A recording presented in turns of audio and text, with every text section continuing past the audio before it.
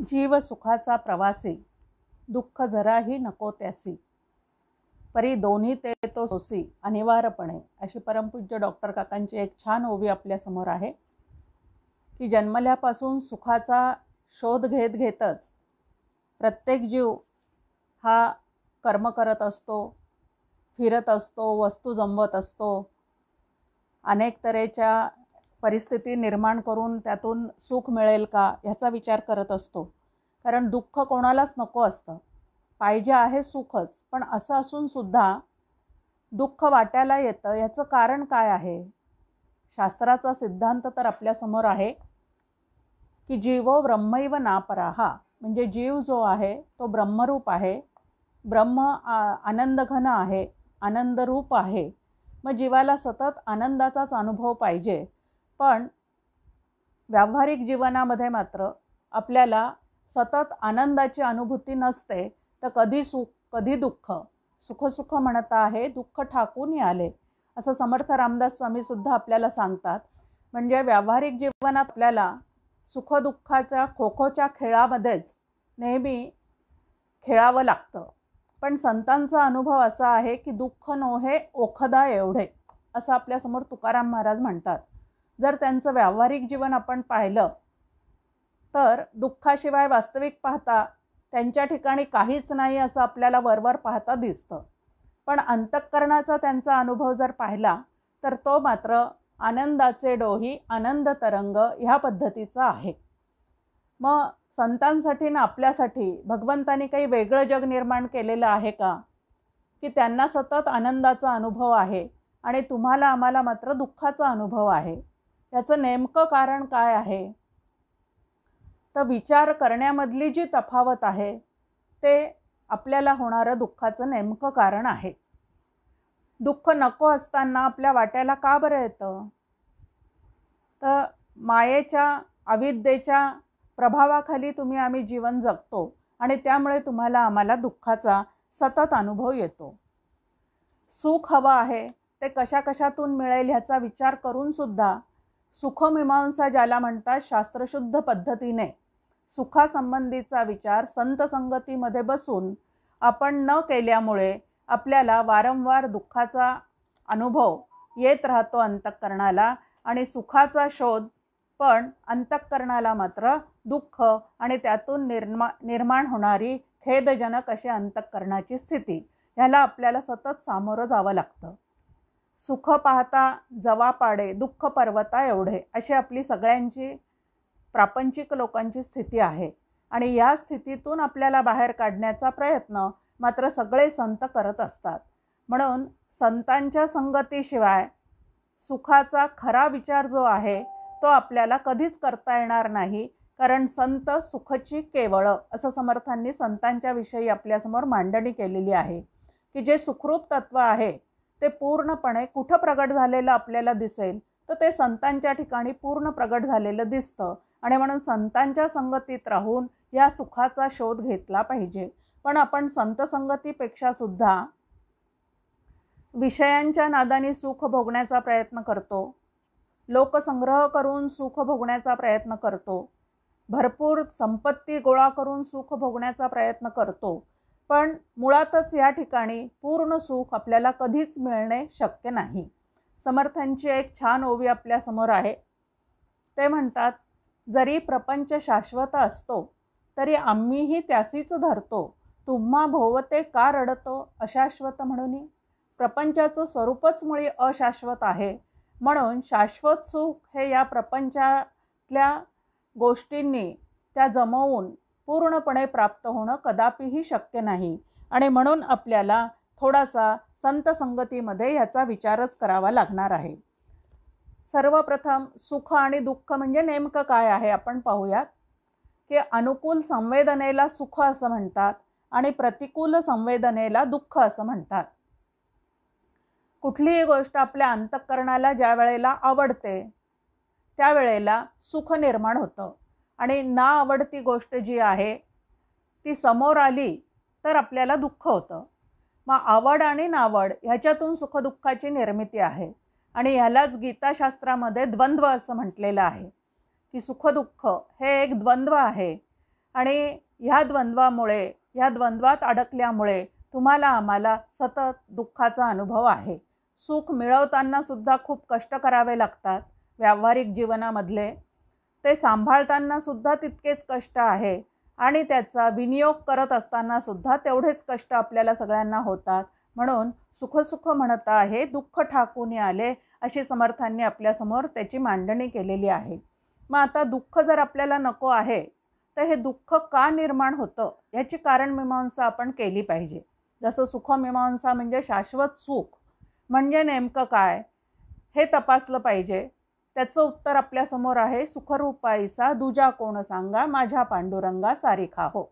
आणि हे सुखरूप तत्व नेमकं कुठं आहे ते सांगत असताना ज्ञानेश्वर माऊली आपल्याला म्हणतात, तैसा हृदयामध्ये मी रामू, असता सर्व सुखाचा आरामू, का भ्रांतासी कामू विषयावरी. की सुखरूप असणारा जो आत्माराम आहे तो तुमच्या आमच्या आतमध्ये चैतन्याच्या रूपाने ज्ञानघन स्वरूपामध्ये अखंड आहे.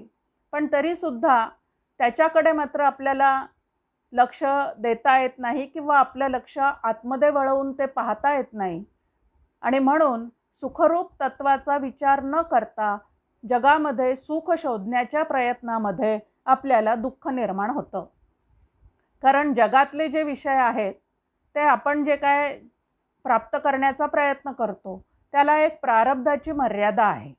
प्रारब्धेची जोडे धन, प्रारब्धेची जोडे मान, असं तुकाराम महाराज आपल्याला सांगतात की ते प्रारब्धाने मिळणारं आहे. मग जे प्रारब्धाने मिळणारं आहे त्यासाठी आपले प्रयत्न भरपूर चाललेले आहेत आणि जे प्रयत्नाने मिळणारं असं आत्मज्ञान आहे, सुखरूप तत्वाची ओळख आहे, त्याच्यासाठी मात्र नशिबात असेल तर होईल, त्यासाठी संत म्हणूनच जन्माला यावं लागतं इत्यादी तऱ्हेचे विचार आपल्या मनामध्ये येऊन जातात.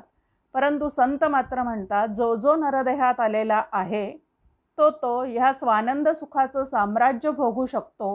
कारण नरदेह देऊनच भगवंतानी त्याला तशी व्यवस्था करून ठेवलेली आहे. पण भगवंतानी केलेल्या या व्यवस्थेकडे मात्र आमचं दुर्लक्ष होतं आणि म्हणून सुखाच्या शोधामध्ये सुखासोबत दुःखसुद्धा भोगत भोगत ह्यालाच जीवन ऐसे नाव असं म्हणत म्हणत आपण ते सुखदुःख सोसत बसतो आणि हेच जीवनाचं स्वरूप आहे असं आपल्याला वाटतं. पण थोडासा विचार केला असता असं लक्षात येतं की संत जे आहेत त्यांनी मात्र सुखदुःखातीत होऊन जीवन व्यतीत केलेलं आहे. म्हणजे जीवनमुक्तीचं जीवन हे संतांनी आपल्या आयुष्यामध्ये आपल्यासमोर पूर्णपणे जगून दाखवलेलं आहे. मग अशी कुठली शक्ती त्यांनी प्राप्त करून घेतलेली आहे तर त्यासाठी आपल्यासमोर मांडणी आहे की विचारशक्ती. विचार हे सर्वात मोठं साधन आहे, पण तो मनमानेल तसा न करता शास्त्रशुद्ध पद्धतीने करण्याची कला संतांच्या चरणी बसून तुम्हाला आम्हाला प्राप्त करावी लागते. तर सुखरूप तत्व आपण पाहिलं ते म्हणजे वाच्यार्थाने विठ्ठल पण लक्षार्थाने असणारा आत्मा, आणि तो प्राप्त करून घेतल्याशिवाय पूर्ण सुखरूप तुम्ही आम्ही होऊ शकत नाही. म्हणजे ज्या शाश्वत सुखाचा शोध आमचा चाललेला आहे लहानपणापासून, ते सुख जे आहे ते फक्त आत्मरूप होऊन राहण्यातच आहे. आणि म्हणून संतांच्या संगतीमध्ये बसून आत्मरूप होण्याची कला तुम्ही आम्ही प्राप्त करून घेतली पाहिजे. आता दुःख तुमच्या आमच्या वाट्याला का येतं, त्या दुःखाचे नेमकी कारणं काय आहेत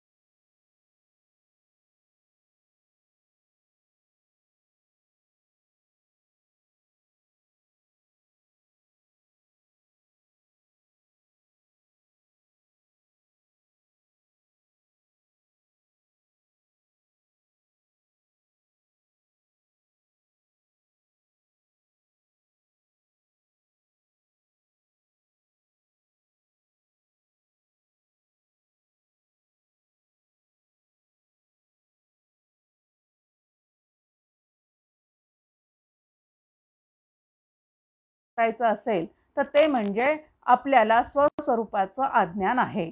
आता स्वस्वरूपाचं अज्ञान आहे आणि म्हणून चित्तामध्ये अविवेक निर्माण होतो. आणि समर्थांनी आपल्या समोर एक ओवी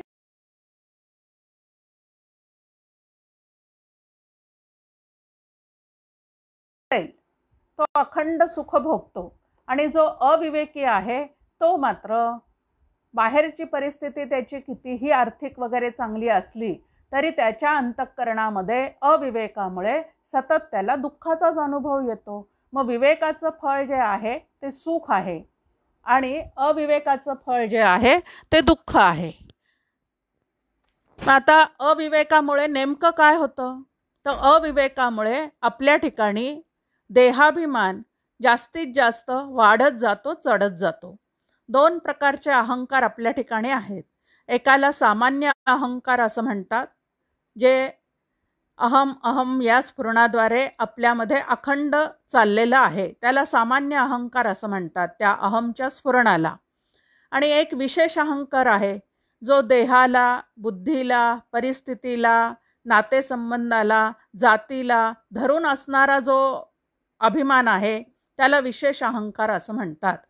आणि हा विशेष अहंकार घालवण्याची जी साधना आहे ती तत्वज्ञानाच्या साह्याने तुम्हाला आम्हाला करता येते.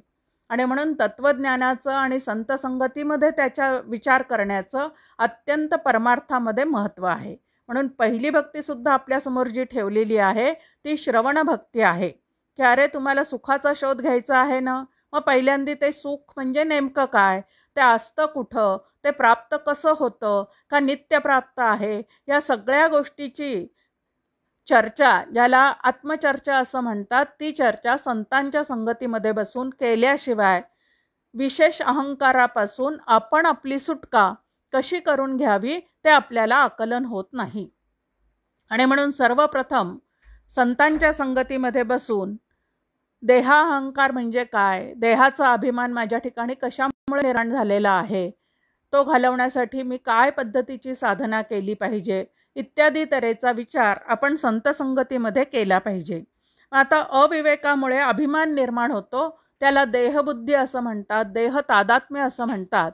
आणि या देहबुद्धीतून आणि देह तादात्म्यातून जे काही आपले व्यवहार आपण करत राहतो त्याची जी निर्मिती आहे ती निर्मिती अविवेकातून झालेली असल्यामुळे अविवेकाचे फळ ते दुःख असं सतत आपल्या वाटेला येत राहतं.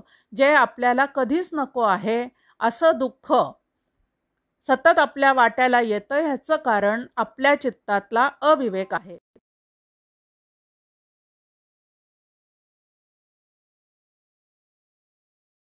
त्यामुळे दुःख झालं, त्याच्या बोलण्यामुळे दुःख झालं, त्याच्या वागण्यामुळे दुःख झालं, पण आपल्या ठिकाणच्या चुकीच्या विचारांमुळे आपल्याला दुःख झालं हे मात्र संतांच्या संगतीत गेल्याशिवाय आपल्या लक्षात येऊ शकत नाही.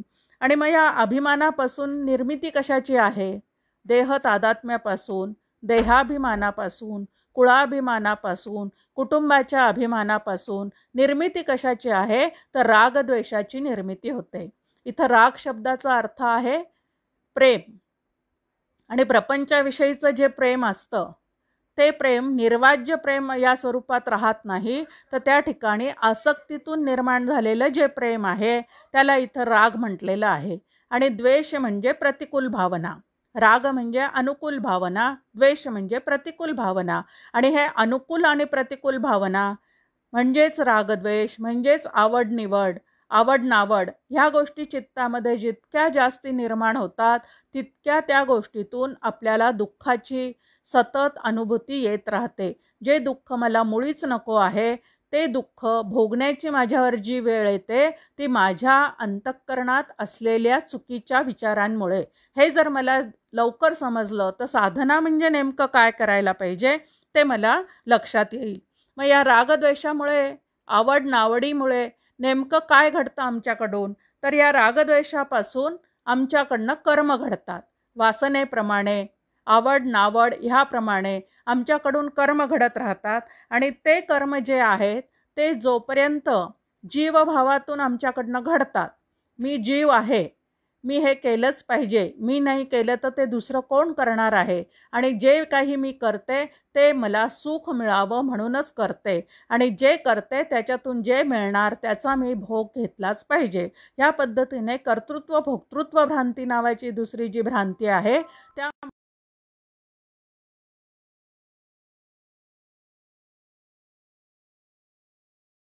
कारण काय आहे. नाही तर ऐकणाऱ्यांना असं वाटू शकतं की विषय आहे सुखाचा शोध, आणि हे काय चाललंय. तर दुःख नेमकं कशातून निर्माण होतं, तर रागद्वेषामुळे जे कर्म निर्माण होतात ते जीवभावातून निर्मिती त्या कर्मांची होते, आणि जीवभावात अडकलेला जीव जो आहे तो शेवटी अहंभावामुळे शरीर परिग्रहाला प्राप्त होतो. म्हणजे कर्मातून वासना निर्माण होतात, आणि वासनेतून जन्माला जीव येतो. जन्म घ्यावा लागे वासनेच्या संगे. ह्याप्रमाणे की जन्माचं मूळ कारण आहे वासना.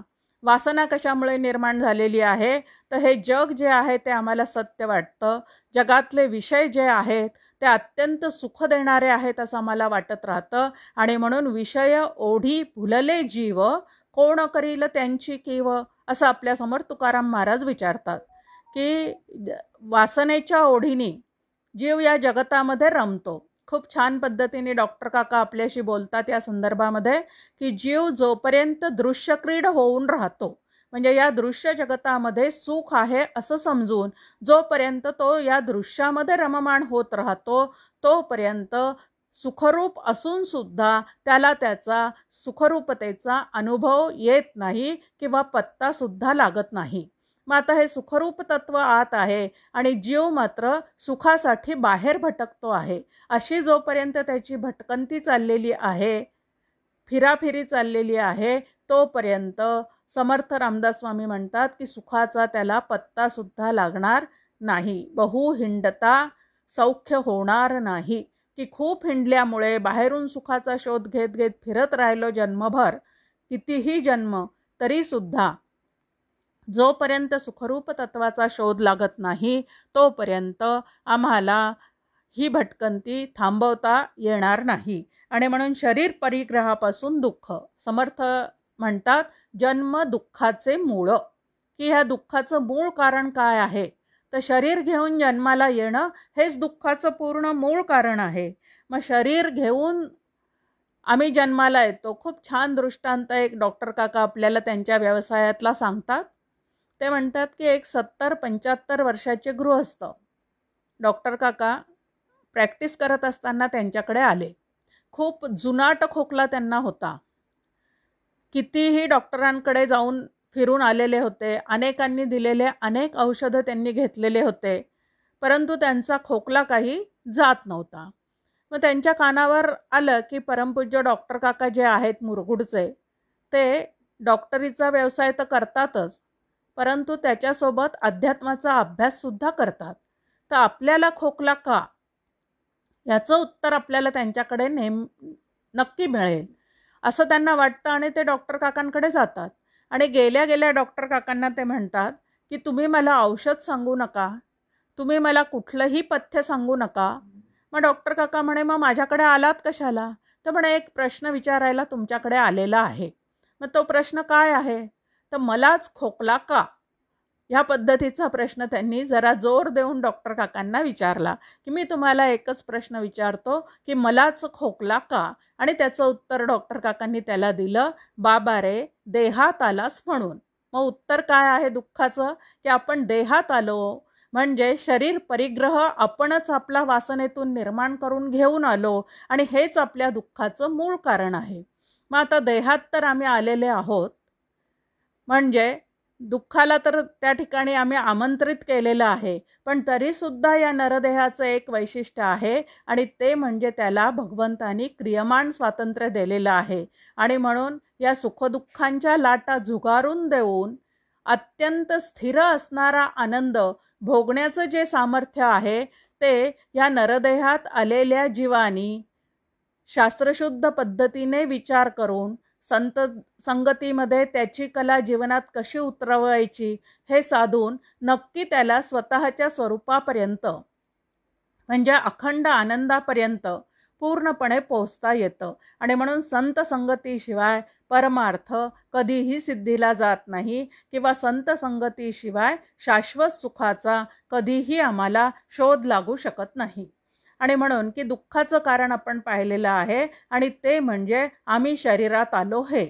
आता शरीरात येऊन पडलेले आहोत, पण संत आपल्याला सांगतात की ह्या दुःखातून आता जर तुम्हाला पूर्ण बाहेर पडायचं असेल तर देहे बुद्धी ते आत्मबुद्धी करावी. किती छान विचार आपल्या समोर दिलेला आहे की बाबा रे, तू देहात आलेला आहेस हे खरं आहे, पण आता देह म्हणजे तू आहेस, जीव म्हणजे तू आहेस का आनंद घन असणारा परमात्मा तू आहेस, याचा विचार संत संगतीमध्ये बसून जर तू करशील तर तुला तुझ्या मूळच्या स्वरूपाचा शोध लागेल. आणि ते मूळचं स्वरूप जर तुमचं आमचं काय असेल तर अहम ब्रह्मास्मी, की तो आत्मा मीच आहे, हे माझं मूळचं स्वरूप आहे. आणि तेच श्री गुरूंनी अनुग्रह दिल्यानंतर मला सांगितलेलं आहे की तत्वम असी, की तू मूळचा कोण आहेस तर आनंद घन असणारा परमात्मा तू आहेस. मग आनंद घन असणारा परमात्मा मी आहे असं श्री गुरु मला सांगतात. शास्त्रही जीवो ब्रह्मैव नापराह असं मला सांगतं. आणि तरी सुद्धा मी मात्र स्वतःला सुखी किंवा दुःखी असं सतत म्हणत राहतो. माणूस सुखी किंवा दुःखी आहे असं स्वतः संबंधी जे बोलतो त्याला परमार्थशास्त्रामध्ये बरळणं असं म्हणतात. आता माणूस केव्हा बरळतो तर ज्या वेळेला तापाने फणफणतो त्यावेळेला तो असंबद्ध बडबड करतो. आणि दुसरं एक कारण आहे की ज्या वेळेला तो नशा पाणी करतो त्यावेळेलाही असंबद्ध बडबडतो. मग मी आनंद रूप आहे हे माझ्याविषयीचं सत्य आहे आणि मी सुखी आहे किंवा दुःखी आहे असं मला जे वाटणं आहे ते मात्र माझ्या ठिकाणी सुरू असलेलं बरळणं आहे. मग याचं नेमकं कारण काय आहे? एक तर त्रिविध तापाने मी पोळलेली असली पाहिजे, किंवा मी माझा प्रपंच माझ्यासारखं दुसरं कोणी करत नाही ह्या पद्धतीची प्रपंचाचीच नशा मला चढलेली असली पाहिजे. या दोनपैकी एक कारण ह्या बरळण्याचं असलं पाहिजे. आणि मग ह्या कारणातून डायग्नोसिस पूर्ण झाल्यानंतर मग आता औषध काय घ्यायचं आहे त्याचा निर्णय आपल्याला करता येईल. समर्थांनी खूप छान पद्धतीने देहात येणाऱ्या जीवाला 3 प्रकारचे कुठले ताप भोगावे लागतात ते सांगितलेलं आहे. एक आध्यात्मिक ताप आहे, दुसरा आधिभौतिक ताप आहे आणि तिसरा जो आहे तो आधिदैविक ताप आहे. आता हा आध्यात्मिक ताप म्हणजे नेमकं काय आहे? शरीराला ज्या काही व्याधी जडतात त्या व्याधींना आध्यात्मिक ताप असं म्हणतात. जसं आपण आत्ता पाहिलं की मलाच खोकला का, तर खोकला जो आहे तो आध्यात्मिक ताप आहे. आता कोरोनाच्या भीतीने आम्ही सगळेजण कोरोनाच्या भीतीने घरामध्ये बंद करून स्वतःला बसलेले आहोत. हा जो ताप होणार आहे बाहेर गेल्यानंतर तो नेमका कोणाला होणार आहे? कशावर त्या कोरोनाचा आघात होणार आहे? तर शरीरावर आघात होणार आहे. आणि शरीरावर आघात झाल्यानंतर मी कोरोनाग्रस्त होणार आहे. त्या जंतूचा मला संसर्ग निर्माण झाल्यानंतर माझ्या कुठल्या देहावर तो आघात करणार आहे तर तो करणार आहे तो माझ्या स्थूल देहावर आघात करणार आहे. आणि हा स्थूल देहच मी आहे असं ज्या वेळेला मी समजते त्यावेळेला मला कोरोना झाला. आता व्यवहारामध्ये म्हणताना हे असंच म्हणावं लागणार आहे, पण कोरोना जो आहे त्याच्यामुळे होणारा जो ताप आहे तो नेमका कोणाला होणार आहे तर आत्मस्वरूपाच्या ठिकाणी त्या जंतूचा त्याच्या संसर्गाचा कधीच संबंध सुद्धा येऊ शकत नाही. आत्म्याला कधीही कुठलाही संसर्ग होऊ शकत नाही आणि ते मी आहे असं जर माझ्या निश्चित लक्षात असेल, असं जर मला नक्की पूर्णपणे निश्चयात्मक रीतीने अनुभव आलेला असेल तर या भयातून माझी सुटका होते. म्हणजे मी काहीही न पाळता समाजामध्ये मिसळायचं आहे का? तर व्यावहारिक सत्तेतले जे नियम आहेत की बाहेर जाताना पूर्णपणे मास्क लावा, त्यानंतर डेटॉलनी सारखे हात धुवा, या सगळ्या गोष्टी मला तर जरूर करायच्या आहेत. पण भय जे एक चित्ताला जडलेलं आहे की मी जाईल तो रोग मला होईल, तर तो रोग मला होणारा नसून कोणाला होणार आहे तर देहाला होणार आहे. आणि देहाला होणाऱ्या या रोगाची भीती जोपर्यंत या जीवाच्या ठिकाणी आहे तोपर्यंत तो सुखाने जगू शकत नाही. अंतःकरणात भय आहे आणि तरी सुद्धा मी सुखी आहे असं जर आपल्याला वाटत असेल तर भय हेच आमच्या चित्तातलं मोठं दुःख आहे हे आपण लक्षात घ्यायचं आहे की भीती आहे आणि तरी मी सुखी आहे असं होऊ शकत नाही. भय हा एक दुःखाचा प्रकार आहे आणि मरणाचं भय हे सगळ्यात मोठं भय तुमच्या आमच्या चित्ताला आहे. सद्यस्थितीमध्ये आपण पाहतोय डॉक्टर काका म्हणतात त्याप्रमाणे सगळ्यांचा अंतःकरणामध्ये एकच मंत्र चाललेला आहे आणि तो म्हणजे काय होईल कसं होईल. मी समाजात मिसळले तर काय होईल कसं होईल. मला जर तो रोग झाला तर माझ्या मागे असणाऱ्या माझ्या कुटुंबाचं काय होईल कसं होईल. अशी जी अखंड चिंता तुमच्या आमच्या चित्ताला लागलेली आहे तेच दुःख आपण सगळेजण भोगत आहोत. आणि कशामुळे तर देहबुद्धीमुळे ते दुःख आपल्याला सातत्याने भोगावं लागते. देहबुद्धीचे नाना धोके, की जितकी देहबुद्धी दृढ असेल तितका या दुःखाचा अनुभव जो आहे तो सतत तुम्हाला आम्हाला येत राहणार आहे. मग आता या सगळ्या दुःखाची जर मला निवृत्ती करायची असेल, आता सुरुवातीला आपण पाहतोय आध्यात्मिक ताप. आता आध्यात्मिक तापाची जर मला निवृत्ती करायची असेल तर ज्या वेळेला असा कुठलाही संसर्ग होईल, कुठलंही दुखणं माझ्या शरीराच्या रूपाने माझ्या समोर येईल, शरीराला होईल आणि माझ्या समोर येईल, त्यावेळेला योग्य डॉक्टरांचा सल्ला घेणं, जे त्यांनी औषधं सांगितले ते नियमित घेणं, त्यानंतर पथ्य पाळणं, हा जो व्यावहारिक उपाय आहे तो जरूर करायचा आहे. पण देहासोबत मला काहीतरी झालेलं आहे ही जी कल्पना आहे तीच तुम्हाला आम्हाला देह दुःखापेक्षा सुद्धा जास्त त्रास देणारी आहे. म्हणून त्या ठिकाणी विचार आपल्याला दिलेला आहे की तू देह नाहीस तर आत्मा आहे आणि विकार जो झालेला निर्माण आहे, शरीरामध्ये जे बदल निर्माण झालेले आहेत, विकार झालेले आहेत, ते देहाला झालेले आहेत, तुला नाही. हा विचार जर त्या ठिकाणी स्पष्टपणे आतमध्ये रुजलेला असेल आणि तो सातत्याने आठवत असेल तर मग या देहदुःखातूनही तुमची आमची सुटका होते. म्हणजे व्यवस्थित औषध गोळ्या घेत राहायचं, पण मी दुखत नाहीये तर माझं शरीर दुखतं आहे असं त्या देहाशी बोलण्याचा सराव केला आणि देहाचं दुखणं देहापाशी ठेवलं तर अंतःकरण जे आहे ते आपलं शांत, सुस्थिर, सुखी ह्या पद्धतीने राहू शकतं. पण देहासोबत मी दुखतो, मला दुखतं, माझ्याच वाटेला हे का, ह्या पद्धतीचे विचार जर सारखे सुरू असतील तर या आध्यात्मिक तापातून भलेही औषध गोळ्या कितीही घेतले तर त्याच्यासोबत जर अंतःकरण दुखत असेल, अंतःकरणाच्या दुखण्याला व्याधी आधी असं म्हणतात आणि शरीराच्या दुखण्याला व्याधी असं म्हणतात. मग या आधी व्याधीतून आमची सुटका करण्यासाठी, व्याधीतून सुटका करण्यासाठी बाहेरचे डॉक्टर्स आहेत आणि आधी म्हणजे मनाला होणाऱ्या दुखण्यातून सुटका करण्यासाठी जे आहेत त्याला भवरोग वैद्य असं म्हणतात. आणि अशा भवरोग वैद्याकडे म्हणजे संतांकडे गेल्याशिवाय आणि त्यांच्याकडून आपल्या मूळ स्वरूपाची ओळख करून घेतल्याशिवाय हे आपलं जे दुखणं आहे ते थांबणं शक्य नाही. म्हणून आध्यात्मिक देहातून सुटका करून घ्यायची असेल तर देह तादात्म्य कमी झालं पाहिजे. देहाला सांभाळायचं आहे, देहाला नक्की उपयोगात आणायचं आहे, पण देह म्हणजे मी ही कल्पना जी आहे ती मात्र चित्तातून हळूहळू काढून टाकण्याचा प्रयत्न करणे याला साधना असे म्हणतात.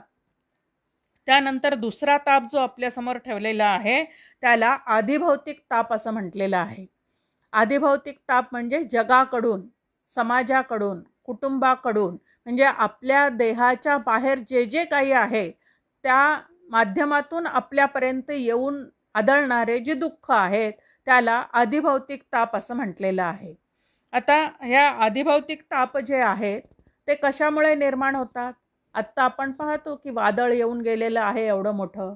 मग आता हे पंचमहाभूतांमध्ये जे काही गडबडी होतात त्याच्यामधून हे जे दुःख आहे ते तुमच्या आमच्या वाट्याला येतात. मग भूकंप आहे, अपघात आहे, ज्वालामुखी आहे, हे जसे आहेत. पण आता ह्या ज्या गोष्टी आहेत आधिभौतिक तापातल्या, त्या आधिभौतिक तापातले भूकंप, ज्वालामुखी इत्यादी तऱ्हेचे जे काय दुःखदायक प्रसंग आहेत ते 4-5 वर्षातून एकदा येतात आणि ते जरी जगतामध्ये आले तरी आपल्यापर्यंत येऊन पोचतातच असं नाही आहे.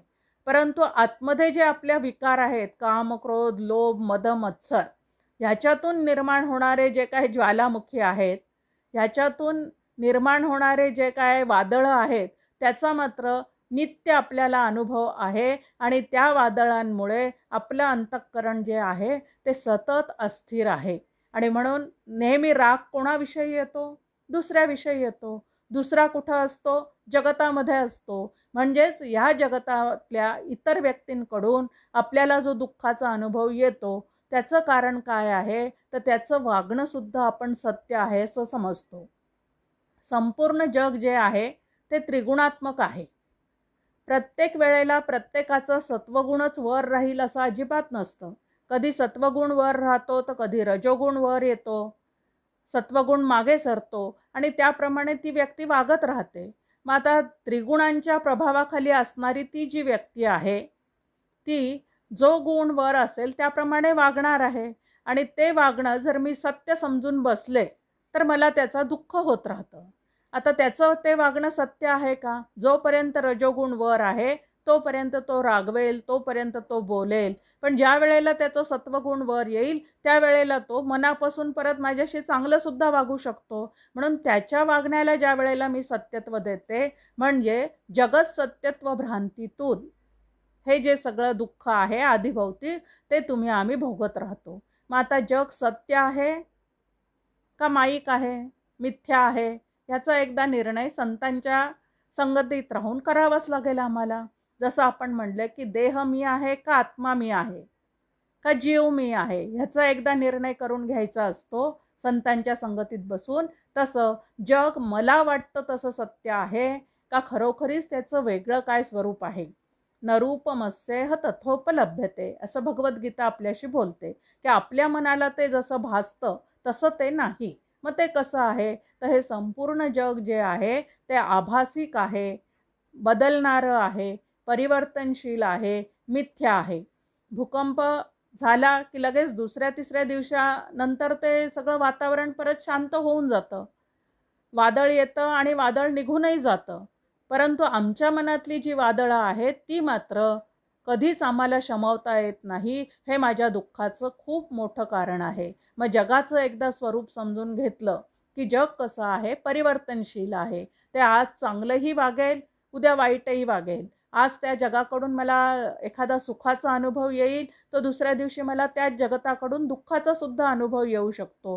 म्हणून हे संपूर्ण जग जे आहे ते कसं आहे? तर आभासिक आहे, माईक आहे असं सातत्याने लक्षात ठेवलं आणि जगत सत्यत्व भ्रांतीतून मी जर माझी हळूहळू सुटका करून घेण्याचा प्रयत्न केला तर या दुसऱ्या तापाची सुद्धा शांती होते.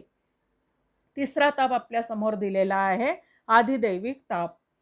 या दुःखाचं, या आधिदैविक तापाचं कारण काय आहे? आता आपण पाहिलं की पहिलं दुःख जे आहे ते आपल्या शरीरात निर्माण होणाऱ्या व्याधींमुळे आहे. दुसरं दुःख जे आहे ते या जगताला सत्य समजल्यामुळे आहे. तसं तिसरं दुःख जे आहे ते कशाचं आहे? तर कल्पनेचं आहे. शुभ आणि अशुभ कल्पना ज्या तुमच्या आमच्या चित्तामध्ये सातत्याने असतात त्याच कल्पना पुढे जात मग स्वर्ग नरक, नरकामध्ये अत्यंत काय आहे तर ताप देणाऱ्या गोष्टी त्या ठिकाणी आहे, कडक शिक्षा आहेत. आणि माझं कर्म जर तसं घडलं मी नरकात गेले तर काय, पुढे माझं काय, ह्या पद्धतीच्या ज्या कल्पना आहेत या कल्पनेतून होणारं जे दुःख आहे त्याला आधिदैविक दुःख किंवा आधिदैविक ताप असं म्हटलेलं आहे. ताप शब्दाचा अर्थच दुःख, त्याला ताप असं म्हटलेलं आहे. मग आता सद्यस्थितीत आपण त्याचा अनुभव घेतो, कल्पनेने होणारं दुःख याला आधिदैविक ताप म्हटलेलं आहे. आता प्रत्यक्षात आपण सगळेजण आपल्या आपल्या घरात सध्या सुखात असताना सुद्धा कल्पनेची बाधा आपल्याला झालेली आहे आणि ती म्हणजे आमच्या कुटुंबातल्या कोणाला जर कोरोना झाला तर, ही नुसतीच कल्पना आहे. अजून प्रत्यक्षात तसं काहीही घडलेलं नाही, पण या कल्पनेनी सुद्धा आमचं चित्त घरात बसल्या बसल्या व्याकुळ होतं. आणि हे जे आहे ते दुःख जर घालवायचं असेल तर काय आहे? प्रारब्ध व्यवस्था भगवंताची आहे, त्याचं जे नियमन आहे त्याप्रमाणे सगळं जगसृष्टी चाललेली आहे, जीवसृष्टी चाललेली आहे.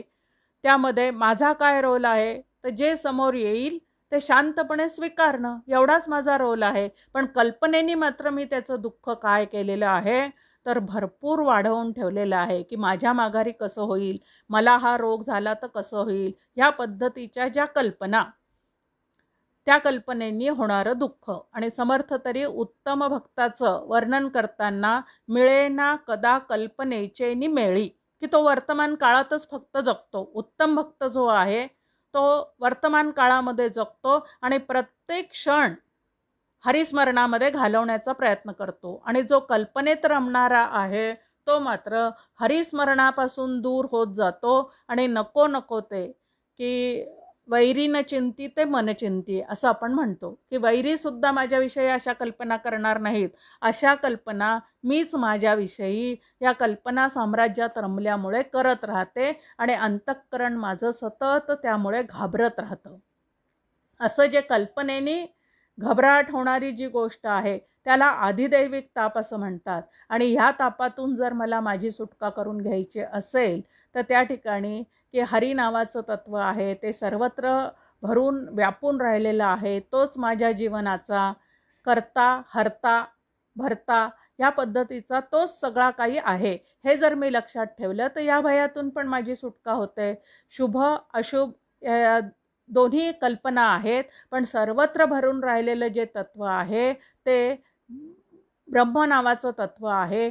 ते नाही अशी कुठंच जर जागा नाही तर कुठं काही अशुभ शिल्लक राहील का? मग जे काही आहे ते ब्रह्मरूप आहे म्हणजे आनंदमय आहे. असं जर अखंड विचार असेल तर आनंदाचे डोही आनंद तरंग, ह्या पद्धतीने प्रत्येक तरंग या जीवनामध्ये जो काय घडणार आहे तो आनंदाचाच आहे. डॉक्टर काकांचं एक छान गीत आहे आणि त्यामध्ये ते म्हणतात की हे जगणे जसं आनंदाचे आहे तसं मरण हे सुद्धा आनंदाचंच एक रूप आहे. कारण देह बांदिवडीतून या देहाच्या कैदेतून आम्हाला सुटका जर स्वतःची करून घ्यायची असेल या व्याधीतून तर त्याला मरण हाच एक उपाय आहे. म्हणून मरण जे आहे ते सुद्धा आनंददायीच आहे असा नेहमी विचार करण्याचा प्रयत्न केला तर त्या मरणाचं भय चित्तातून जाईल. मग हे 3 प्रकारचे जे दुःख तुमच्या आमच्या वाट्याला सतत येतात, आध्यात्मिक ताप, आधिभौतिक ताप आणि आधिदैविक ताप, मग या तापातून सुटका करून घ्यायची असेल तर छान उत्तर आपल्या समोर आहे, तप करा म्हणजे तापातून सुटका होईल. आणि तप करा शब्दाचा अर्थ आहे शास्त्राचा अभ्यास करा, काहीतरी नियमितपणाने नामसाधना करा, नियमितपणाने ध्यानसाधना करा, संतांची संगत करा. ह्या पद्धतीने जर आपण प्रयत्न करत राहिलो तर ह्याच जे शरीर परिग्रह आम्हाला मिळालेला आहे त्याचं सार्थक सुद्धा करता येतं. आता दुःखाचं कारण आपण पाहिलं की आपण शरीरात आलो हे दुःखाचं कारण आहे. पण शरीरात जरी आता न कळत आलेले असलो तरी आता जर स्वतःचं स्वरूप समजून घेतलं तर समर्थ आपल्या समोर एक छान ओवी ठेवतात आणि ते म्हणतात, या नरदेहाचे नि संबंधे बहुत पावले उत्तम पदे, अहंता सांडून या स्वानंदे सुखी झाले. की या नरदेहात आलेले जे जीवात्मे आहेत ते उत्तम पदाची प्राप्ती करून घेतात आणि ते उत्तम पदाची प्राप्ती जर करून घ्यायची असेल तर त्यासाठी साधना सांगितलेली आहे, अहंता आणि अहंतेचा त्याग. अहंता सांडून या, स्वानंद सुख जर मला भोगायचं असेल तर देहाभिमानाचा, कुळाभिमानाचा, जातीचा अभिमानाचा, सर्व तऱ्हेच्या अभिमानाचा जर मला त्याग करता आला आणि शुद्ध स्वरूपात असलेलं जे माझं मूळचं स्फुरण आहे, मी ब्रह्म आहे, त्या स्फुरणामध्ये जर मला सतत रंगता आणि रमता आलं तर मला या सर्व तापातून स्वतःची स्वतः सुटका करून घेता येईल. काका नेहमी आपल्याला म्हणतात की कुठलेही दुःख वाट्याला आल्यानंतर आम्हाला वाटतं ईश्वराच्या कृपेने जावं, गुरूंच्या कृपेने जावं. आता त्यांची कृपा असतेच, पण त्याच्या जोडीला जर माझे प्रयत्न असतील तरच ती कृपा जी आहे ती मला अनुभवाला येते. आणि माझे प्रयत्न कमी आणि त्यांच्या कृपेची मी जर खूप वाट पाहत असेल तर कुठंतरी काहीतरी माझं हे गणित चुकतं आणि मग त्या कृपेची अधिकारी होण्याचं सोडून मी मात्र सतत कृपेची काय करत राहते तर इच्छा करत राहते. मग ह्याच्यातून आपली सुटका झाली पाहिजे. म्हणून खूप सुंदर असं दासबोधामध्ये आपल्यासमोर ती त्रिविध तापाचं वर्णन केलेलं आहे आणि आपण ते जरूर व्यक्तिगत अभ्यास म्हणून सुद्धा अभ्यासायला हरकत नाही. त्यानंतर आपल्यासमोर पंचक्लेश जे पतंजली योगसूत्रामध्ये आपल्यासमोर ठेवलेले आहे, पातंजल योगसूत्रामध्ये ठेवलेले अविद्या, अस्मिता, राग, द्वेष आणि अभिनिवेश, हे 5 प्रकारचे दुःख. आता तेही दुःखाचं मूळ कारण तेच आहे आणि ते म्हणजे अभिमान. आता अविद्या कशामुळे निर्माण झालेली आहे, आपण अविद्याग्रस्त कशामुळे झालेले आहोत, अविद्येचे परिणाम काय आहेत. तर अविद्येचा परिणाम आपल्या समोर आहे. जे दुःखदायक आहे तेच सुखदायी आहे असं वाटायला लावणं हा अविद्येचा परिणाम आहे. जे जसं आहे तसं न दिसता त्यावर काहीतरी वेगळंच दिसणं आणि त्याला सत्य मानणं हा अविद्येचा परिणाम आहे. म्हणजे भ्रम निर्माण करून देणं हा अविद्येचा परिणाम आहे. अभिमान निर्माण करून देणं हा अविद्येचा परिणाम आहे. जे जे दुःखदायी आहे, जे जे नाशिवंत आहे ते ते सत्य आहे असं आम्हाला भासवून देणं हा अविद्येचा परिणाम आहे. आणि जोपर्यंत या अविद्येतून आपण आपली सुटका करून घेत नाही, आता अविद्येतून सुटका करून घ्यायची असेल तर त्याला ब्रह्मविद्या शिकावी लागते. ही ब्रह्मविद्या कोणाच्या आधाराने राहते, तर सद्गुरूंच्या आधाराने राहते. मग मला जर अविद्येतून सुटका करून घ्यायची असेल तर सद्गुरू त्यांनी दिलेलं साधन, त्यांची असणारी कृपा या सगळ्या गोष्टीवर श्रद्धा, निष्ठा, विश्वास ठेवून मला पुढे पुढे जावं लागेल, तर ती ब्रह्मविद्या मला आत्मसात करता येईल. त्यानंतर अस्मिता म्हणून एक दुसरं दुःख आपल्यासमोर ठेवलेलं आहे. आणि अस्मिता म्हणजे देहाविषयीचा असलेला अभिमान. आत्मा वेगळा आहे आणि देह वेगळा आहे अशी माझ्या ठिकाणी असणारी जी समजूत आहे, त्या समजुतीतून मला या ठिकाणी दुःखाचा अनुभव येतो.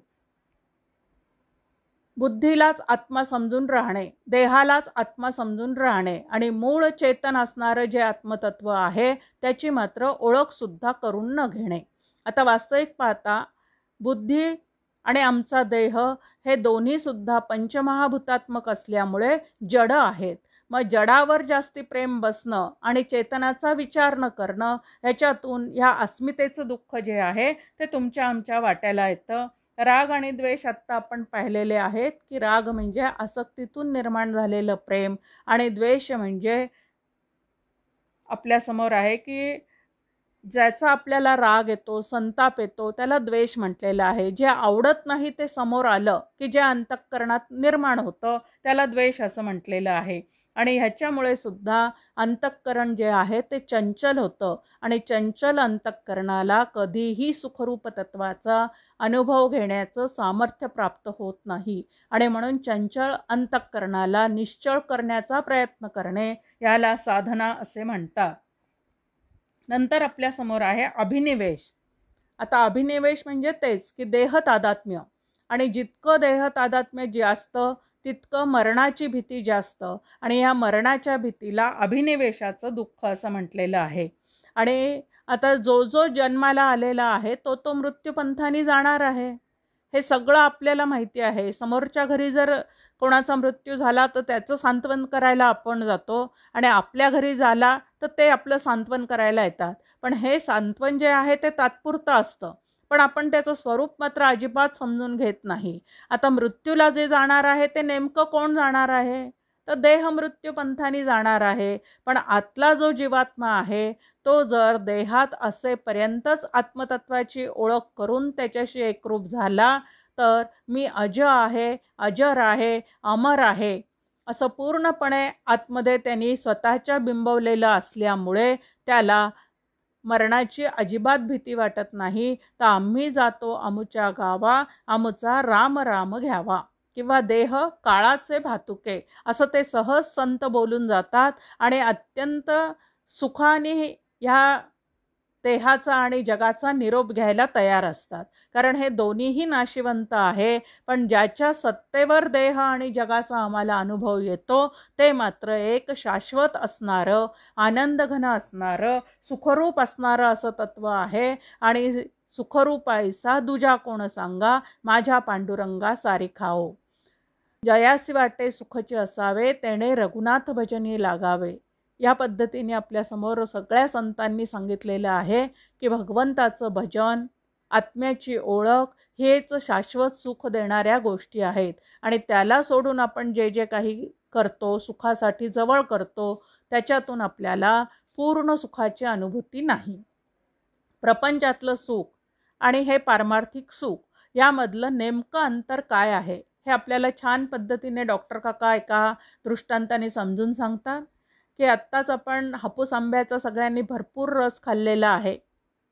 हापूस आंब्याचा रस काढल्यानंतर एक प्युअर रस आणि दुसरा त्या कोई आणि साली ज्या आहेत त्या परत एकदा दुधात किंवा पाण्यात पिळून काढून त्याचा काढलेला एक रस. आता जो पाण्यात पिळलेला आहे, दुधात पिळलेला आहे, तोही रस जो आहे त्याला हापूस आंब्याचा रंग आणि स्वाद या दोन्हीही गोष्टी त्यामध्ये सुद्धा थोड्या उतरतातच.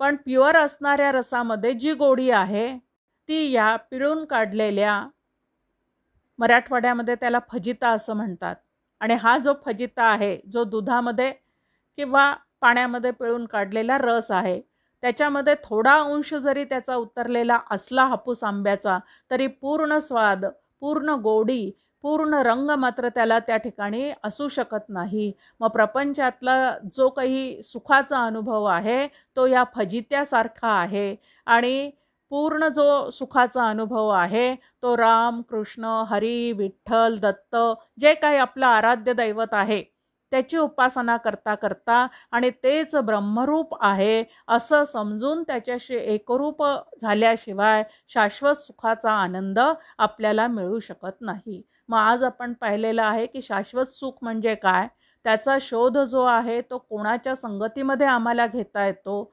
दुःख नको असताना ते का वाट्याला येतं, केवळ गैरसमजुतीमुळे ते आमच्या वाट्याला आलेलं असतं आणि ही गैरसमजूत दूर करणे, संतांच्या संगतीत राहून ती दूर करणे, ह्याला खरी साधना असं म्हणतात. आणि ही साधना आपल्या सगळ्यांकडनं घडावी आणि ती घडण्याची शक्ती तुम्हाला आम्हाला त्या भगवंताने द्यावी अशी त्याला प्रार्थना करते आणि थांबते. जय जय रघुवीर समर्थ.